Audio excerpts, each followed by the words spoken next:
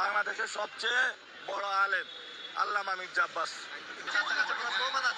ঢাকা শহরে সবাই জানে মির্জা আব্বাস চাঁদাবাজ। যুব দল, ছাত্র দল, এই মার্কেট থেকে কে টাকা তোলে? এটা কি ভূতে তুলে?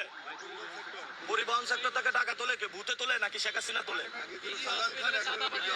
ঢাকা মেডিকেল থেকে টাকা তোলে কে? তোলে ভূতে তুলে?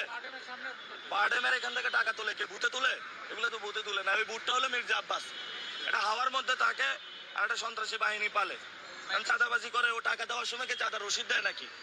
তো তাহলে যারা এই দোকানপাটে যেখানে প্রবলেম গুলো চলতেছে 12 তারিখের পরে দেখবেন সবাই এসে মুখ খোলা শুরু করবে। প্রমাণ নিয়ে শেষ করতে পারবেন না, অনেক প্রমাণ আসতেছে। এই যে দুর্নীতি, মির্জা আব্বাসের দুর্নীতি, আপনারা পত্রিকা দেখেন নাই, আপনারা পড়েন নাই মির্জা আব্বাস যে দুর্নীতি করছে। দুর্নীতির মামলা উঠছে কখন জানেন? দুর্নীতির মামলা যে উঠে গেছে এটা উঠছে 5 তারিখের পরে।